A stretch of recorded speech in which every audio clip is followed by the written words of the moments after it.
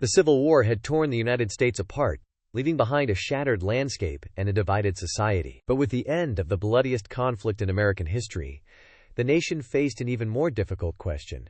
How do you rebuild a country that has been broken in every way imaginable? The Civil War left the southern states in ruin, physically, economically, and socially. Entire towns were leveled, farmland was scorched, and the southern economy, once built on the back of slavery, had collapsed. Meanwhile, nearly 4 million newly freed African Americans sought to forge a new life in a society still deeply hostile to their presence. As soldiers returned home, both North and South faced the daunting task of rebuilding not just infrastructure but relationships, and the very foundation of the United States. Abraham Lincoln's vision for Reconstruction was rooted in healing. His approach, known as the 10% Plan, aimed to bring Southern states back into the Union as quickly as possible with minimal punishment. Lincoln believed in offering amnesty to Confederates who swore loyalty to the Union, and his priority was preserving the fragile peace. But Lincoln's assassination in April 1865 ended his dream of a peaceful, unified country.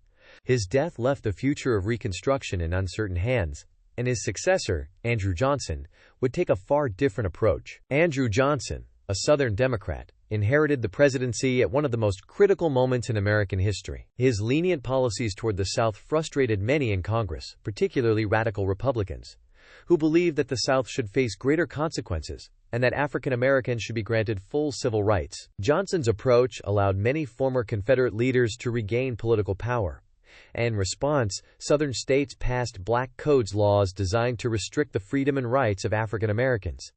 Radical Republicans in Congress, led by figures like Thaddeus Stevens and Charles Sumner, were outraged by Johnson's policies. They pushed for a more radical plan for Reconstruction, one that would fundamentally transform Southern society. Their goals were clear: dismantle the power structure of the Old South and secure rights for the newly freed population. Through their efforts, Congress passed the 14th Amendment, granting citizenship to all persons born in the United States, and later the 15th Amendment, which guaranteed African American men the right to vote. These were monumental steps forward, but they came with fierce resistance.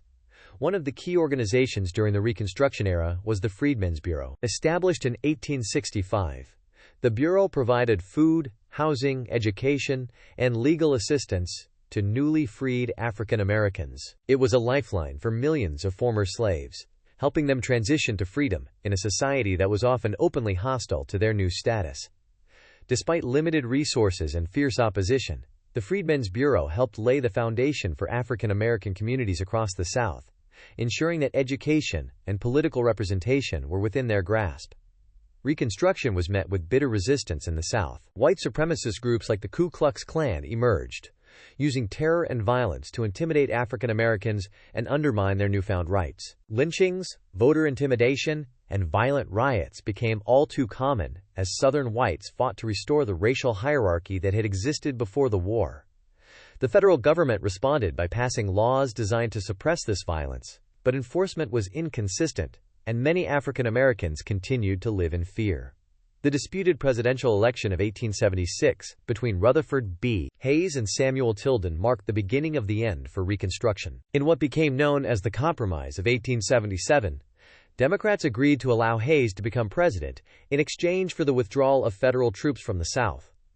With the removal of federal protection, Reconstruction effectively ended, and Southern states quickly enacted Jim Crow laws to enforce racial segregation. The hard-fought rights of African Americans were systematically stripped away, and it would take nearly another century before the civil rights movement would begin to restore them. Though short-lived, Reconstruction was a period of enormous significance in American history. It represented the first attempt to create a multiracial democracy in the United States. While it ultimately failed in the face of violent opposition and political compromise, the amendments passed during Reconstruction, particularly the 13th, 14th, and 15th Amendments, became the legal backbone of the civil rights movement a century later. Reconstruction was both a period of tremendous progress and bitter setbacks, a story of hope, struggle, and resilience. Its legacy lives on in the ongoing fight for equality and justice in the United States today. The Reconstruction era offers us lessons about the challenges of healing a divided nation and the importance of securing rights for all citizens. As we reflect on this pivotal moment in American history, we are reminded that the journey toward equality is ongoing. Thank you for watching. If you enjoyed this deep dive into Reconstruction, don't forget to like, share, and subscribe for more videos on history's defining moments.